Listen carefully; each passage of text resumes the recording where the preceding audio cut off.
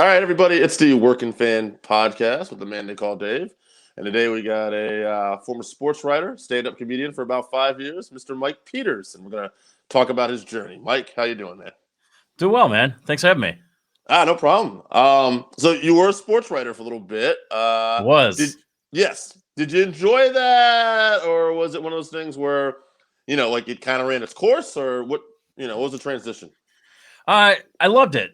It obviously depended on where I was doing it and, for which paper I was writing and which editor I had. But I think from college to, about 12 years, including college, I was a sports writer. So I did a lot of high school, bunch of college, and a little bit of pro sports too.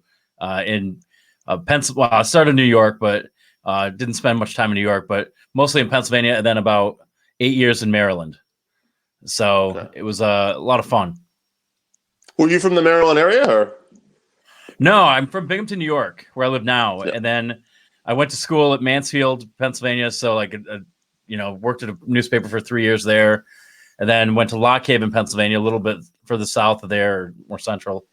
Then I moved to around the Baltimore area. It's a town called Essex. And then was there at the Baltimore Examiner for about a year, and then spent about 6 years at the Annapolis Capital. So I got to know Maryland pretty well. Okay. The only thing I know about Maryland, supposedly there's a great seafood restaurant out there, Jimmy's Famous Seafood. There's a lot of great seafood restaurants out there. I've never been to Jimmy's. Yeah. I've been to, my favorite was Mike's Restaurant in Annapolis, and it's mostly because I remember the name of it. It's really easy. And then there's a really good Italian place. It's called Amici's in Baltimore. Those are and there's, I think it's G&B. I think G&B crab cakes, something like that. They have great crab cakes there. It's in the Glen Burnie area, which is between Baltimore and Annapolis. And dude, every few blocks, it's like up in New York, anywhere in New York, you got good pizza. Maryland's got great seafood. Awesome. I'm a foodie, so I always like to get those stories. Yeah, when you go to Maryland, you have to have crab cakes. I mean, I think that's the thing. Blue crab. My ex-girlfriend taught me how to eat blue crab there, and it's so good. So I whenever I'm down there, I have to get something like that. Now, I saw you. So you were in taking classes for broadcast journalism as well, kind of all connected a little bit. Do you feel like a lot of stuff helped you with stand-up?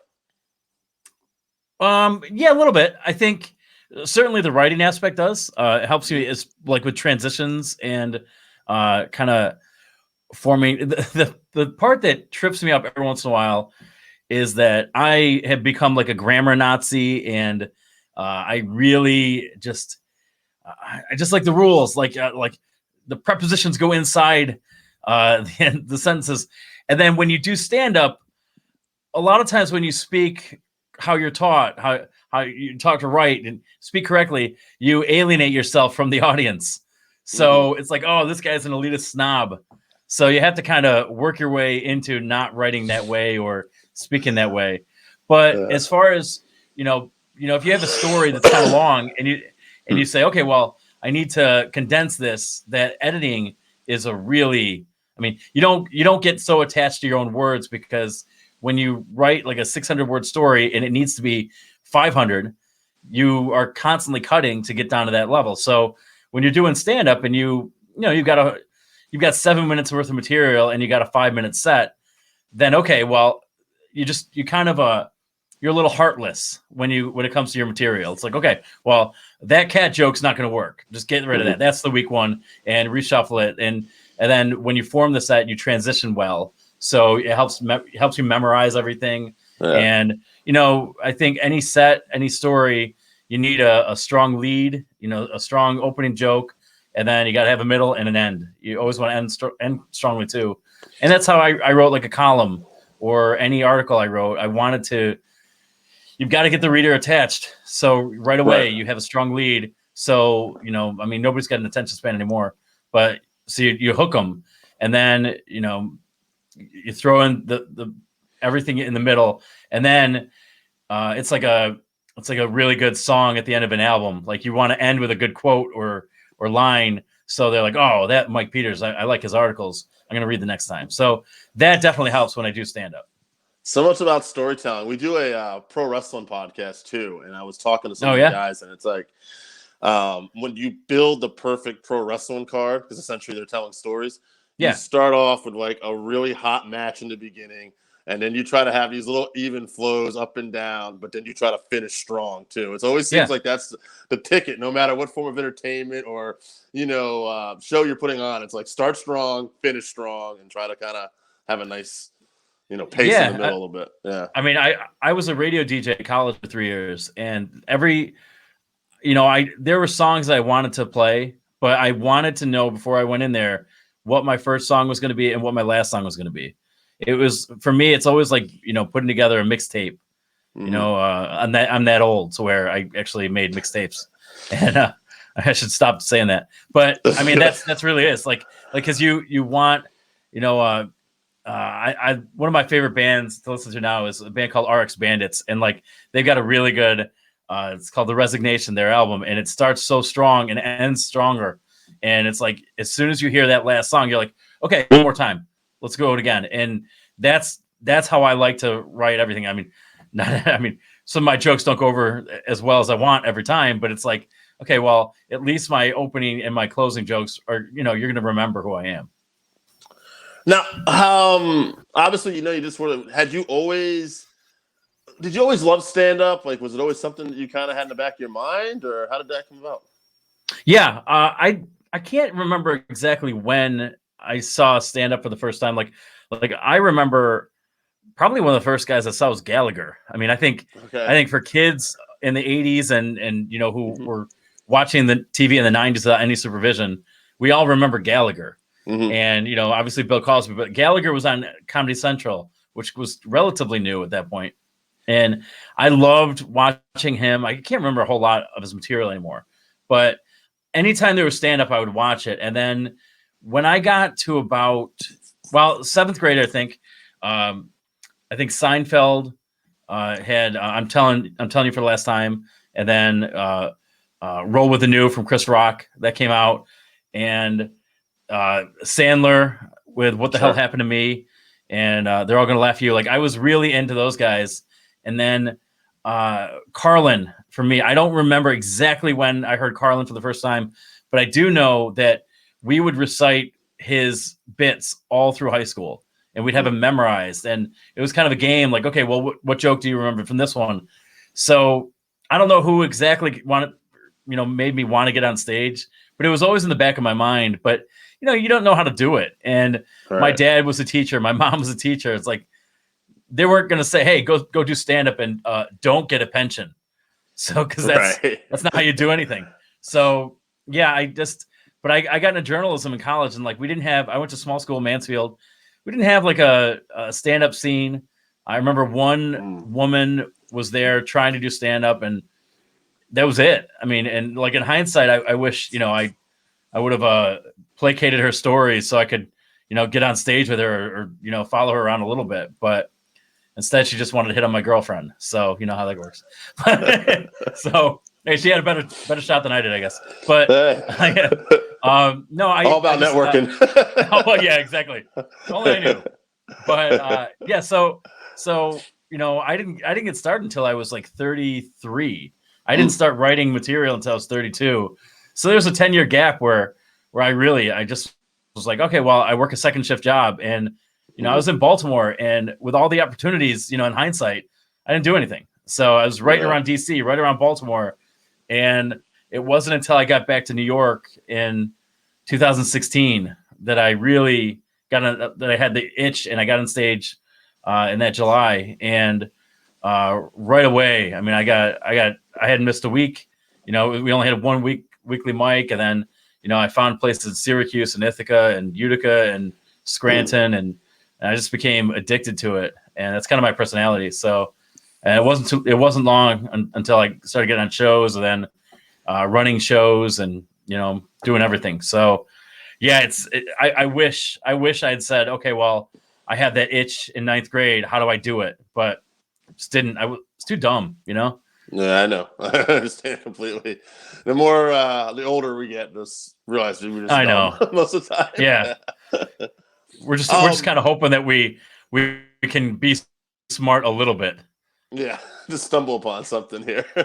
um, Yeah. I want to ask you, how, like, was it? It sounds like you were just immediately right into it. So, did you ever have any like issues with bombing on stage, where you're like, okay, Oh that just yeah. that? Yeah. Okay, Like to now, like today. Like, okay, I mean, it just, I don't think it's ever going to stop. I think it becomes less frequently, right. for sure. But I think, I always say that, uh, the first set I ever did, my grandpa died the week before, and I gave his eulogy the day that I gave my first open mic. The day that I did my first open mic. So I really used some of the material at the Whoa. eulogy at the open mic. Like, I was pretty much trying out my jokes, That's awesome. around family and people my grandpa knew. So I was like, all right, that's my practice shot. So my first set went all right. My second set went really well, and my third set bombed hard. And back then you're like, okay, well, you're kind of mixed with like a mix of adrenaline and delusion. So I didn't really know, but I'm like, okay, I need to go and do better because I know I can do better. And at that point, I knew I was hooked. And Right. I would say, like, if I could be the journalist and say, okay, well, just observe me in my first 2 or 3 years. I don't know how many sets would have gone well or how many sets I was lying to myself. But now, like, you get on runs where it's like, okay, well, I haven't had a bad set in like a month or 2 months or 3 months, whatever it was. But yeah, I mean, I try so much new out that, yeah, I mean, if it hits 50% of the time, I'm really happy. And you just kind of like tell yourself that, 100% of stuff isn't going to work. Like, it. And you just, I don't know, you tell yourself anything you can to not cry. Like, I mean, it's like you just don't want to feel bad and Right. say, okay, well, I suck. I shouldn't be there. But yeah, I mean, you seemed to have a great attitude about it. Like, you were immediately ready to, like, okay, how do I get better at this? Yeah. Well, I think, yeah, there. I don't remember a time where I really, truly was like, I'm going to give up. I'm not going to do it anymore. Right. Like, I've certainly had bad sets, and I questioned whether or not I should do it, but at no point was I was like, nah, I'm never going back. I'm going to take this week off. I get very pot committed in anything I do. So if I say, okay, well, hey, my mom and dad knew I was doing stand-up, and for a little while I hid that. As soon as they found out, I was like, well, I can't go back now. I already told them I know what I'm doing. So, I'll be like poor and 60, but if they're still alive, I'm still going to be doing stand-up. Like, it's just, I'm stubborn. Now, let me ask you, let's devil's advocate, the flip side here a little bit. Obviously, you said you wish you started younger, but would you say on the flip side, are you probably more emotionally, as we are older, like, okay, I'm a little more secure in myself to handle the rejection now of a bombing? Oh, yeah. Maybe at like 22, right? Yeah, I remember because I came up in Binghamton where there's like, I think initially I was like the 5th oldest person doing stand-up at like 33. So we had, a couple people in, I think they were in their 50s, and then like a couple teachers who were like, late 30s, early 40s. But yeah, I think when I started, I would see kids on stage, and they were like 26 or whatever. But to me, they're kids. But they're still talking about college, and I still talk about college now. But like, they were in community college, they were doing something, they were struggling to find work, out of college, and I remember I got on stage and I told a story about how I got stabbed in Baltimore. And that was after, like, hey, this happened here, whatever, I, lost this job, whatever it was.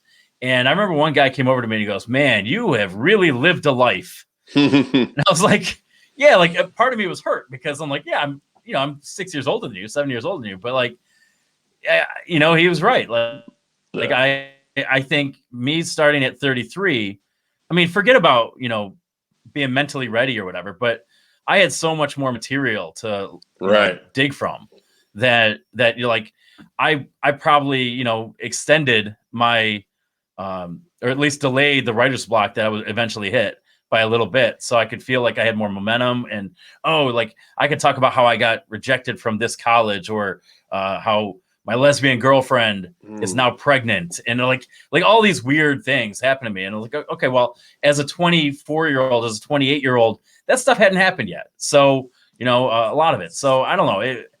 I think I started when I was supposed to start, but you always regret like those 10 or 12 years that, like, because you hear stories about Dave Chappelle being dropped off by his mom, Right. at the comedy club when he was like 15.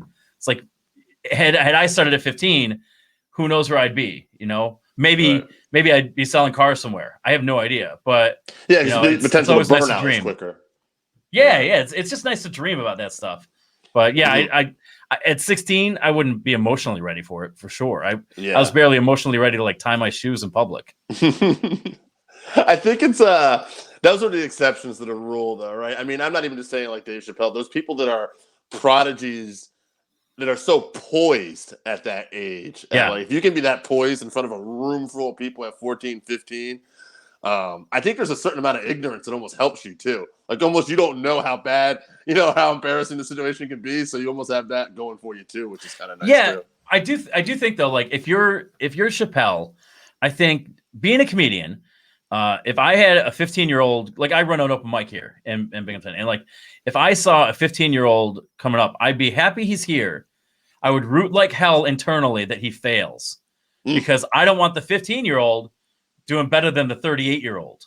Like I don't want that, but I want him to do well enough to come back, and that the audience will likely be rooting for the kid, and they should, because to have the balls to do that at 15 and 16 and the knowledge of how to write a joke and whatever, I would be incredibly jealous, but I'm very competitive, and I want to be better than I never want to lose a spot to somebody else.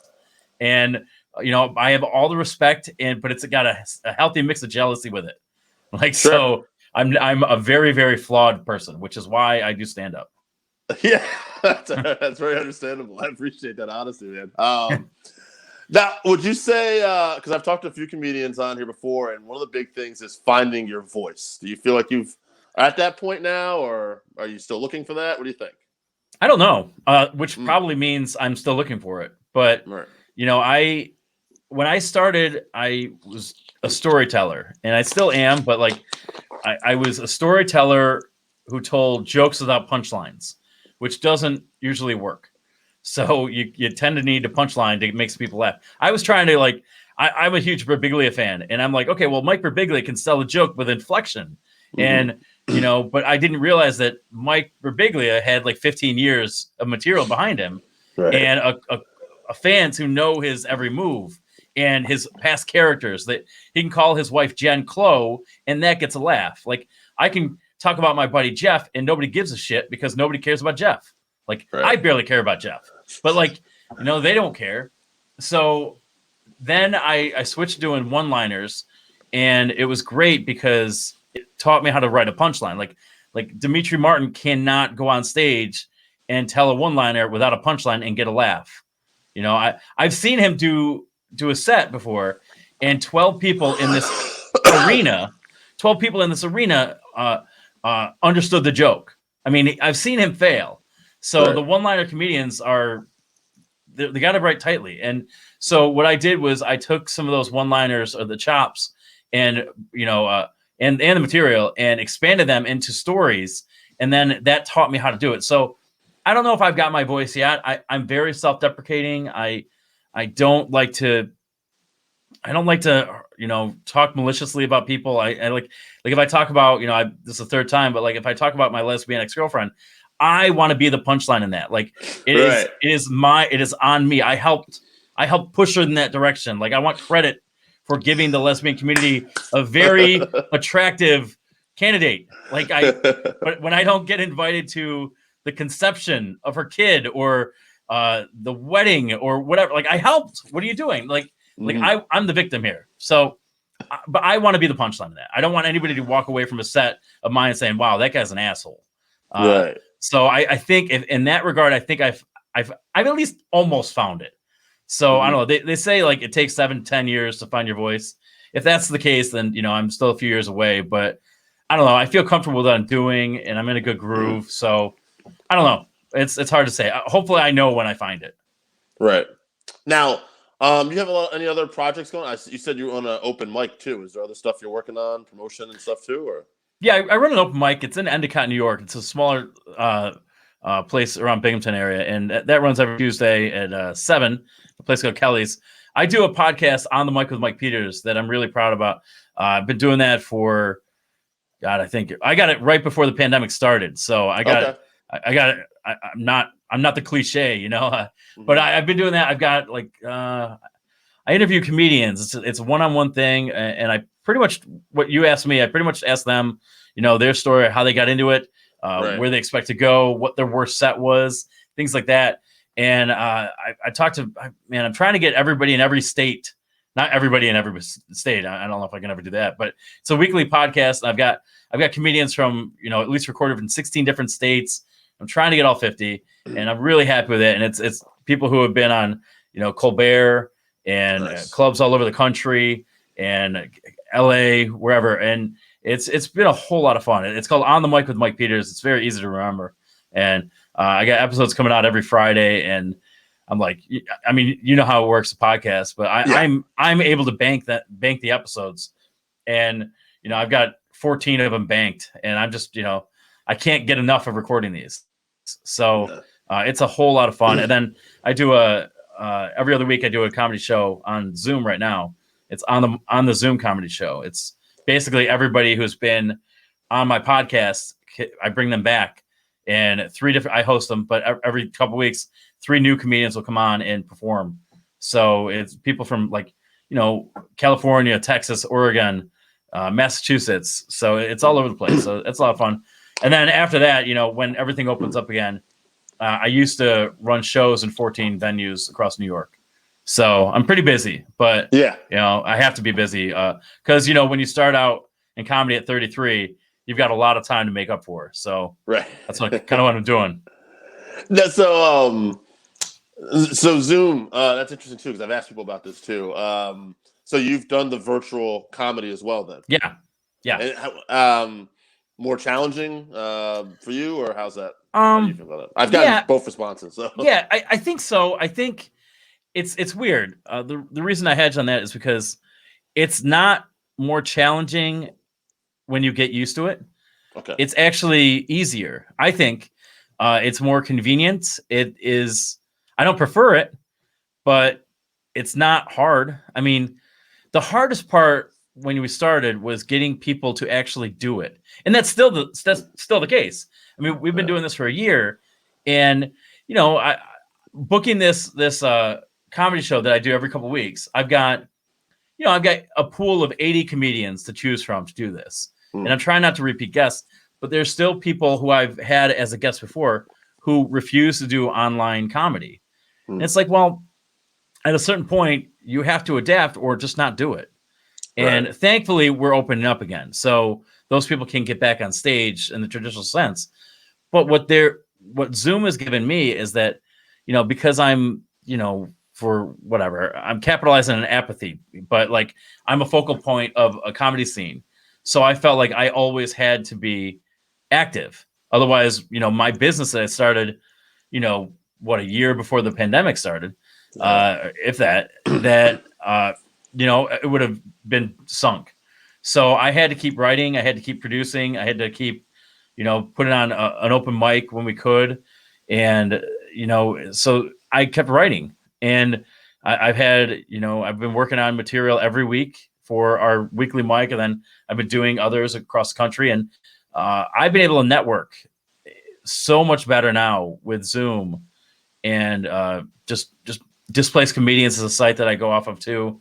And, just with the podcast, I mean, I only, before everything hit, I had comedians from Pennsylvania and New York. That's it. And now, tomorrow I'm interviewing somebody from Chicago. Next week I'll have somebody from Connecticut, and then Montana.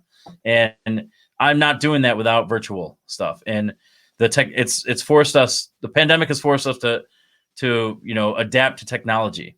And, Mhm. as a guy who, insisted, I used to drive to Albany 2.5 hours. I used to drive 2.5 hours to Rochester to interview people, drive back, do all the editing. I mean, one episode, 1 hour long episode used to take me about 10 hours of drive time of whatever.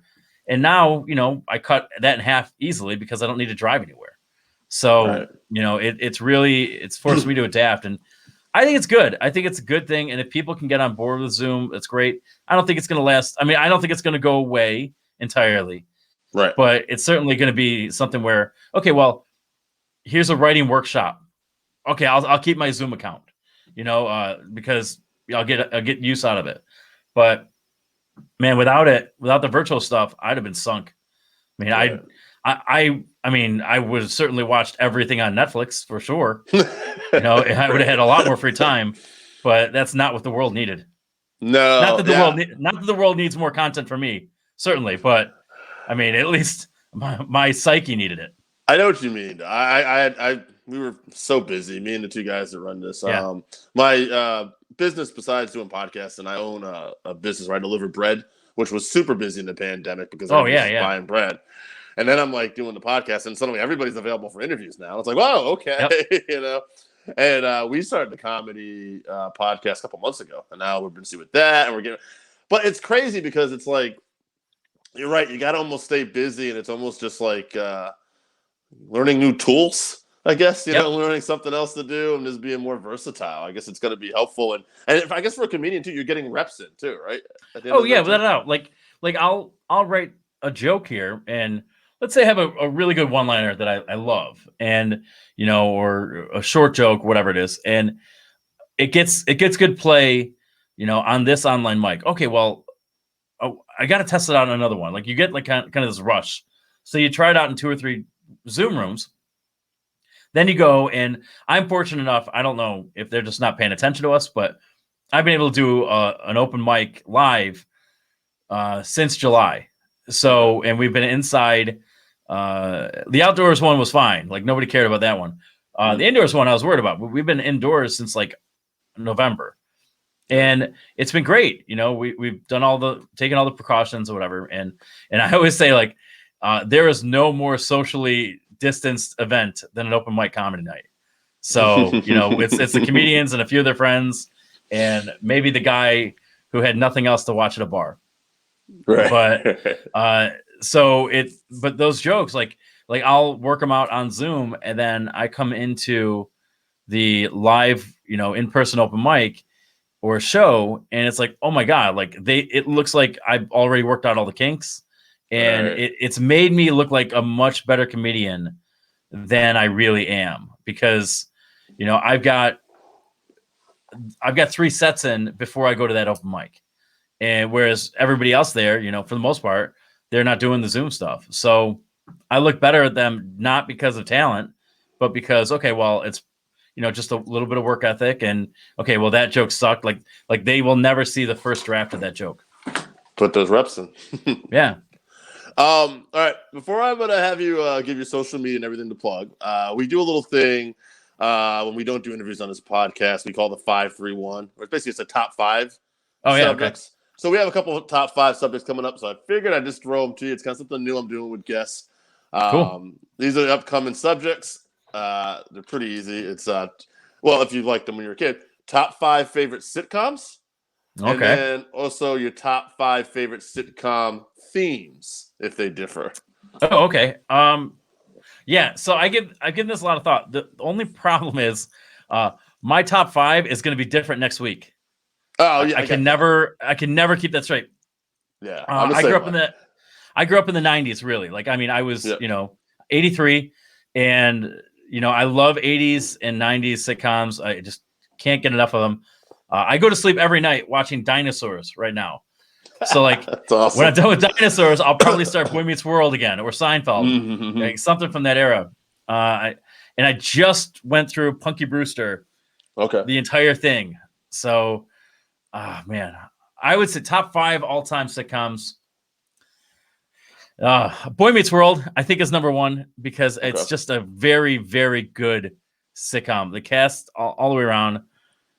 Seinfeld is number 2. It's classic. Wow. Saved by the Bell for sentimental reasons. I saw a picture with AC Slater on. I interviewed him. Yeah. I interviewed him at Clarion University. Yeah. Lied my way to get there, but I got it. He signed. I have an autographed Mets hat in my office by AC Slater. Nobody else has that. That's awesome. So okay. So it's now is The Simpsons a sitcom? I've already got some people who threw Simpsons in there. I'm accepting that. So we're getting that in there. Man, I would say, geez, I have to go. It's Always Sunny. Yeah, as 5. Awesome. I mean, like I have 3 cats. They're Sweet D, Dennis, and Mac. I figure like if I don't include that, but like, man, my honorable mentions. And next week, like I said, they'll be different. I love The Office. I love Scrubs. Just Scrubs is great. So many. I'm a huge Full House fan. I'm just like I'm a sap. But yeah, I would say my top 5 includes 8 or 9 of them. Yeah. So I'm a little older. They rotate. Yeah, I was born in '76, so I was like a little more. The '90s was good too. I just found out the other day I was watching WandaVision, and I found out that Wanda was actually the younger sister of the Olsen twins. I was like, wait, what? Yeah, I had no idea. Mary-Kate and Ashley. Yeah. That's cool. I hated Michelle Tanner. Just absolutely. There is like an uncontrollable fire of hate for Michelle Tanner, and just Elizabeth Olsen is great. I love her. She is. If she could go back in time and be Michelle, I might like her more. I just don't like him. I'm a middle child. I'm a middle child, so like I always relate with Stephanie. And when Michelle came around and started talking and getting all the opening credits, that was it for me. Didn't like her. Now, I won't push it. I'm just good. Do you have a top 5 favorite themes too? Yeah. Okay.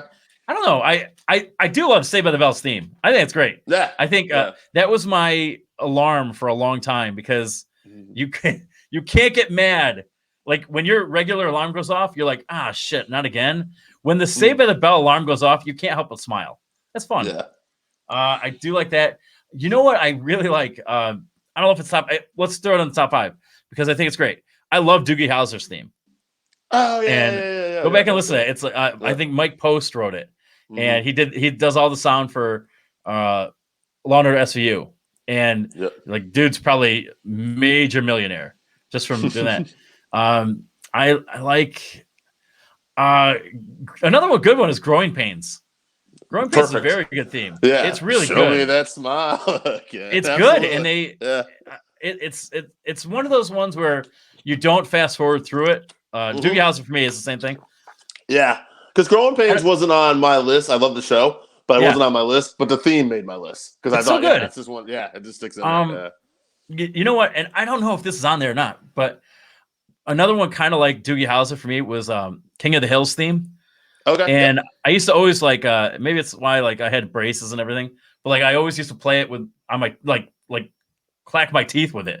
Nice. With a theme. I like that one a lot. I don't know if that's on my list though. God. Full House is a fun one. Yep. You know, it's timeless. Maybe a little before your time, a buddy of mine, we always used to say we used to like Perfect Strangers as a theme song. Perfect Strangers is a good one. Yeah. It's a good one. Like, yeah. Let's see. Alpha's fun, but I don't know if I would put it up there. I think if you take like a show like The Wonder Years, I think it's cheating. Because like you have Jim Croce. Like it's not. I don't think that's fair. Right. That's a legit song. Yeah. Right. I mean, The Simpsons is great. Yeah. The Simpsons is really, really fun. So I would go with that one. I don't know if I had 5 in there, but I would go with The Simpsons on that one. I think you named off 5. Yeah, so we're good. I'm sure I named all 5. And you definitely did. Yeah. So, but no, I do. That's a good question. And I'm glad I didn't have to think about it. Like that's kind of what we try to do here. We try to come up with topics. Like some weeks we don't have interviews. Like, all right, what's the top 5 list? Boom, here we go. So all right, hit people up with social media or anything else you want to promote. Floor's yours. Yeah. Again, like the thing I definitely want to promote is the podcast On the Mic with Mike Peters. Like if you like learning about local comedians, I mean, maybe they're not local to you, but they're all pretty much under the same build. My podcast On the Mic with Mike Peters comes out every Friday. New episode. It's always a different comedian. I don't know when I'm going to have repeat guests if I do, but right now I've got 85 people interviewed and in the can, ready to go. So I'm really happy with how that's going. And then my Instagram is I had sex with Mike Peters. So because I figure somebody has to admit it, and I'm happy to do it. And then Twitter is at the Mike B Peters, and Facebook is I got Mike Peters Comedian on Facebook, but it's and then I don't know where I'm probably other places, but I forget. But yeah, that's pretty much it. All right, my man. Well, hey, thanks for doing the show. We appreciate you on the Working Fans podcast, man. Maybe we'll have you back sometime. Dude, I love it. Thank you so much for the opportunity. And man, I appreciate it. And I'll talk to you in a bit. Awesome.